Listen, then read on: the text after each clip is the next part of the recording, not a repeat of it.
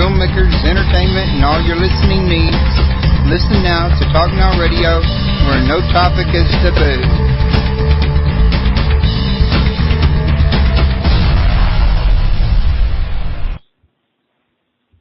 Hello, everyone. Welcome to Talk Now Radio. This is your host, Royce the Redneck Radio Man. Joining me today is going to be Tommy Hawksblood, and we're going to be talking about false teaching and sound doctrine. And if you want to learn more about Tommy, you can always go to his site at www.howtoseegod.org. It's still under construction, but he's got some stuff up there already, and he'll be adding more as he goes.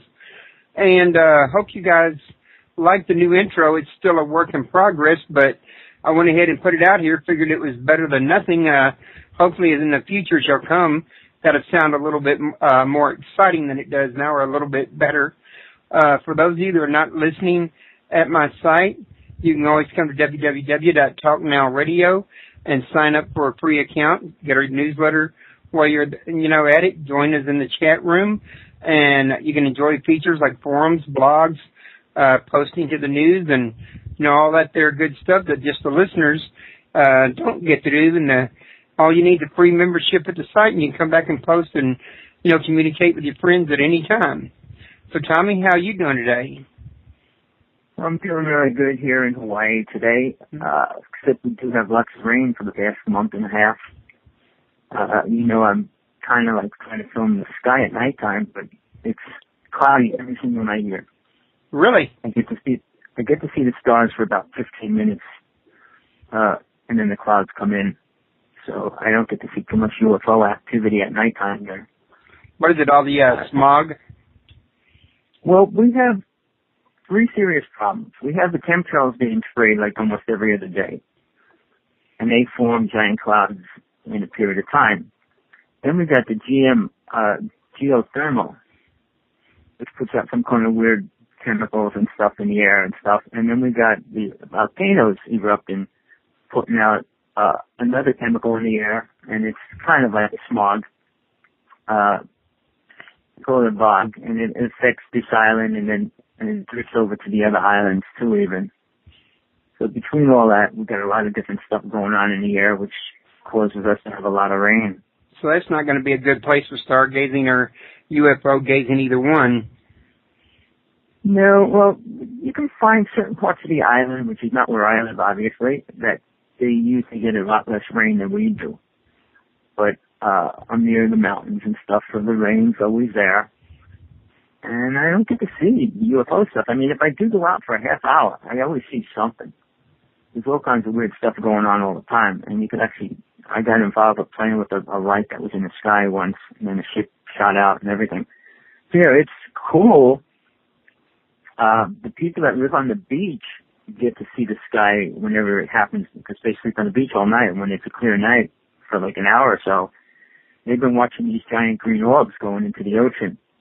I got to talk to a lot of the people, and almost 1 out of 8 people here will say they saw UFOs.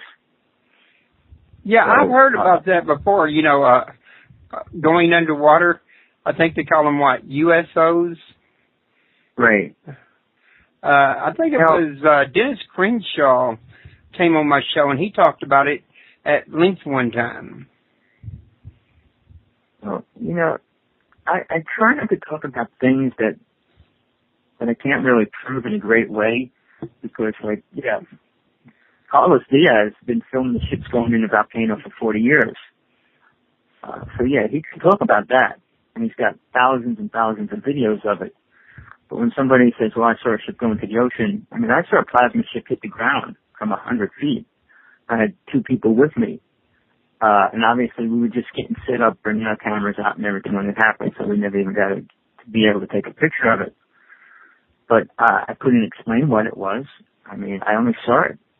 I mean, some people that I know, I had a CD from a person in Mexico who said he went on one of the plasma ships. So yeah, there's a lot of information, and a lot of people can talk about other people's experiences. But what I will say before I even start, 99% of what I talk about is from personal experience that I have and had. Because I don't like to talk about other people and what other people write in their books. because I don't have first-hand experience of it, so why should I? Okay. So, for me, I'm on my fourth book. It's almost done now. I've been working on it for the past 4 months. My last book, Truth Beyond the Illusion, is more scientific, for a wording, more descriptional of things that I experienced, where the first book is a spiritual book, my second book is my autobiography.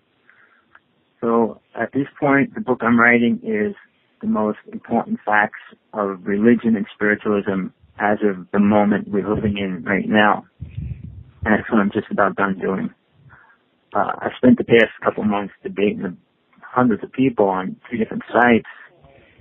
The big issue, what I see right now, people say they're either spiritual or religious.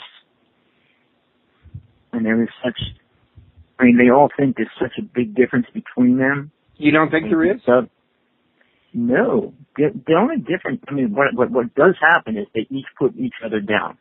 The religious people say New Age people are crazy and wrong, and the New Age people, spiritual people, quote for a word, say that religions are stuck dogmatic religions, and they're all programmed, they can't move forward, and things like that. So what I'm writing actually is saying, and it's basically spiritual versus religious, and I say the only difference is there is none.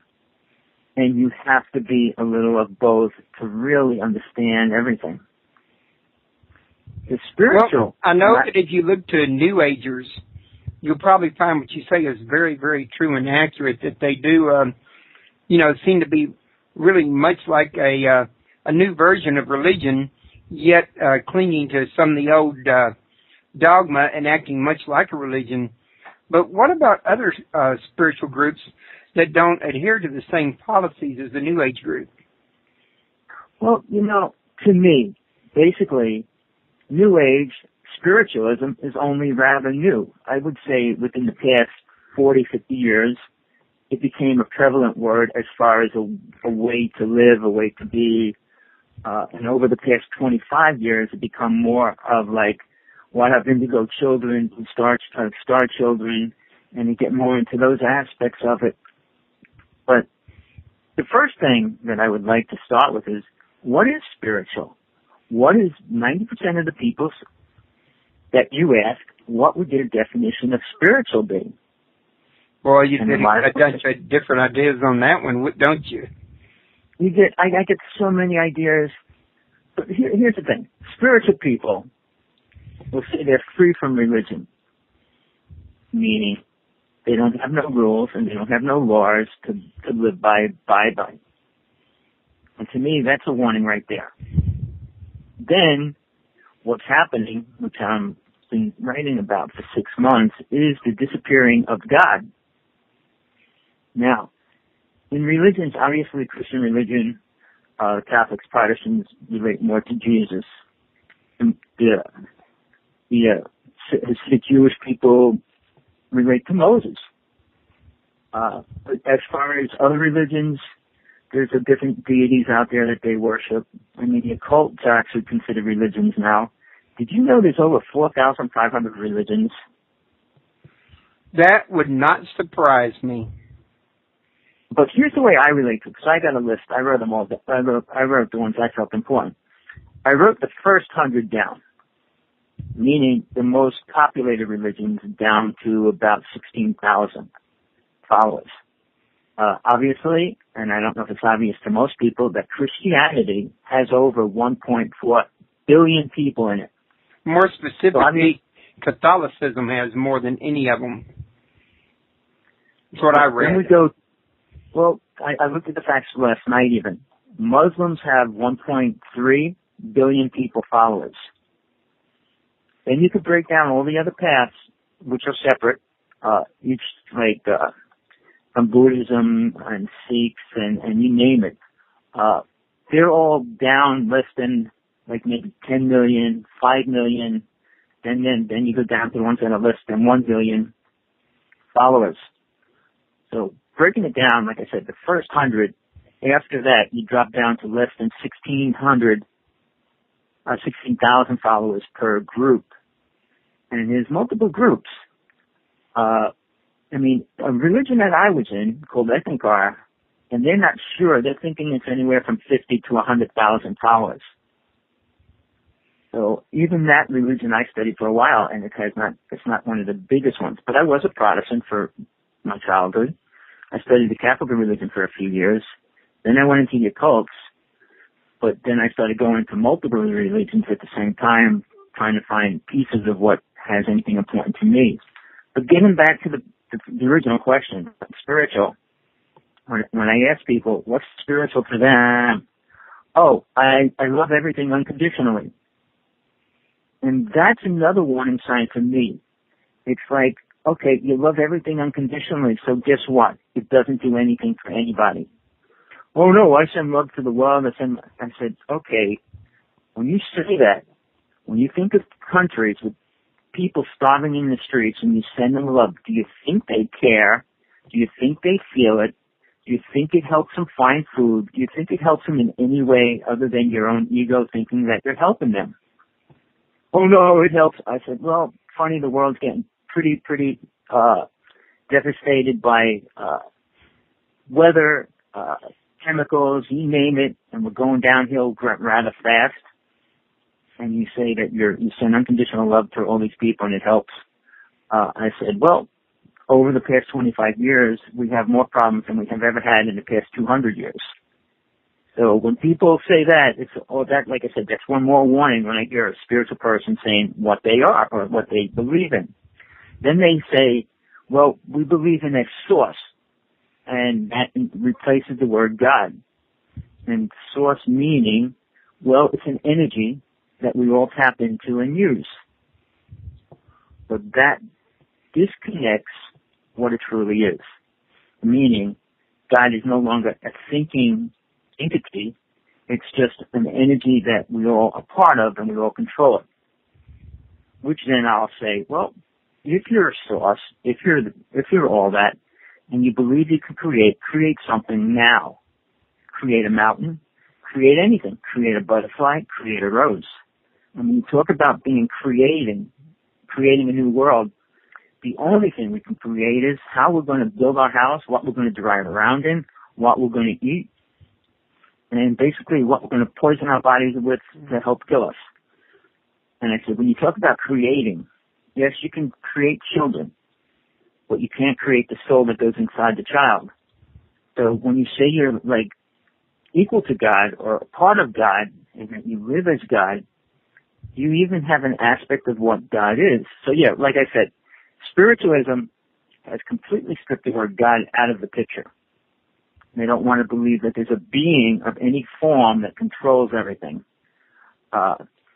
Even science is proving, they'll never prove God exists, the same as they'll never disprove it, but they are proving that the creative force is, they have, the wording that they actually started using last year is able to create out of its own consciousness, meaning thinking. That's very interesting. Like I said, listening to you is very interesting. I'm sorry, Tommy, but I'm hearing you. You're talking about the fact that, in essence, if you can call it a universal force or a energy entity or a universal consciousness, what you do is you demean the authority of God to where He's no longer a conscious, creator that also manages. He's just a supplier of the life force and nothing more. In the doctrine that you're now doing, is that what you're kind of more or less getting at? Well, that's a simple way. That's exactly what I'm saying. And somebody actually said in one of the sites, are we downgrading God? And when you just take the name out of the picture and replace it with source has like an energy field, and that's all it is, that we all are. And I said, if we are all God, and just for me, I don't expect everybody to totally agree with anything I say, but when I say I'm one with source, does that mean like I could put it on spaghetti? And I always downplay it that way. And I say, well, to me, being one with God is a wishful thinking. We can perceive God, we can learn what God is, we can actually try to live in an idea of what it is, but if we don't know God itself, it's hard to be anything. To say God, and here's 90% of the people on the planet, no matter what religion or path they follow, God is love. And that's like saying God is something that they do not know. Mankind has not learned to understand love in the physical reality yet, in any great way. Of course, you can just tell. In the past 10 years, marriages have been decreasing and more relationships have been separating than ever in history. So the concept of love, okay, to most people is very lame because it doesn't mean commitment. It doesn't mean a lot of things anymore. It means I love to have sex probably as more than any part of the wording. Then I love somebody cooking for me or taking care of me. And you keep breaking it down and what love means. And my definition of love is understanding your true connection to God itself. And you try to replace that with everything you can, from fun, excitement, drinking, partying, sex, you name it, to replace that. But when you can experience that connection to a higher being, even if it was a deity or something even lesser than God itself, it's still an incredible thing. But it's not like a relationship where it just goes bad in a week, a month, or 10 years, whatever. If you understand God's love directly for each individual soul, when it works together as that, it becomes incredible. And nothing close on this planet can come to it. You can marry, like I said, 10 women, and it won't be equal to what that is once you experience it. So we each have to work on that idea if we want to grow. And I would use the word spiritually. Again, spiritual people do not believe in laws. They say there is no right and wrong, which is another cop-out. And even if that's true, saying there is no right and wrong, that means you can do anything you want without any guidance or protection for the rest of the world because you feel whatever you do is right, because that's what you want to do. So without the Ten Commandments, and I'm only using that just for a reference of laws that were created, and that was just a way to live life. When people say, well, Ten Commandments are outdated, and freedom, we all want freedom, and I said, freedom to do what? Freedom to be, you will be no matter what, whether you're free or not, you'll be. How you act is still up to you, but how the world allows you to act is up to the government. So when people use the word freedom, I said, well, you can only be free when you leave your physical body, in soul, in spirit form. So that's true freedom. But when you say I'm free in the physical body, no, you have to go to the bathroom. You have to breathe air. You have to do all these things that are confined to the physical realm. Then you have to live in a house and pay rent and taxes and get a driver's license under the laws of the government that you live in. Yeah, you're never really truly free. True freedom, I think, is an illusion. Even the Bible, if you read it correctly, teaches that we're slaves to serve good or slaves to serve evil. But anything you lend your thoughts to or your body to or your approval to, you're really enslaving yourself to, in other words. And if you don't mind the interruption, I got a, question in the chat room. Says may be out of context, but he wants to know how many ascensions and how many immaculate conceptions, and he wasn't any clearer than that. Well, okay, I've been involved with that word for a while. A friend of mine actually patented that word years and years ago for her site. The wording is different. Again, spiritual people look at ascension as like everybody's going to ascension now. I look at it a different way. I mean, not just because it was worded in the Bible one way, but I look at spiritual people that truly gone through ascension. And ascension to me, this is my definition, you could probably find multiple ones in the dictionary online, is ascending into heaven or into a spiritual world or a higher dimension or a different realm. Jesus was one of the few people that had accomplished that. But once you accomplish that, you let him go of the physical body. So when he came back, it was in spirit form. So as the idea of ascension, it's real. Do many people do it? Did many people do it in history? Buddha wasn't a person that went through ascension. He did not. You can name a lot of the spiritual people that lived in history. Did they go through ascension? I would say no.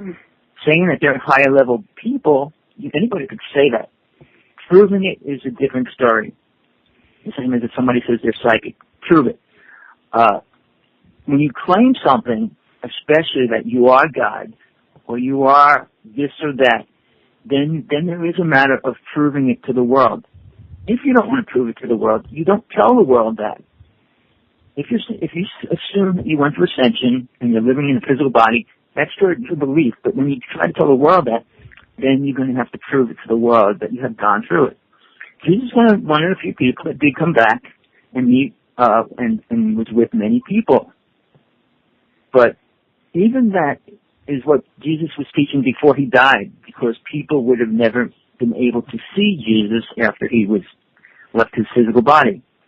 And one of his greatest followers, Peter, would have never met with Jesus again if he didn't study with Mary Magdalene. She had to teach him how to go about getting in touch with that ascended spirit and being able to communicate with it. So yeah, there's a lot in the Bible that they do not get into because they didn't understand it. And at that time, very few people had complicated words. So they probably didn't even have any aspect of what ascension really was, except that coming back from the dead was what they would call what Jesus did. So if they were asking about ascension, there's very little proof that anybody else or many people that have actually gone through it. While if you talk to New Age people, a lot of the big name speakers out there saying we're all going through it, we're all becoming much higher spiritual beings. And I said, if that was true in any level or any aspect, we would see the world changing in a good way. And I have not. And people say, well, you look at the bad side.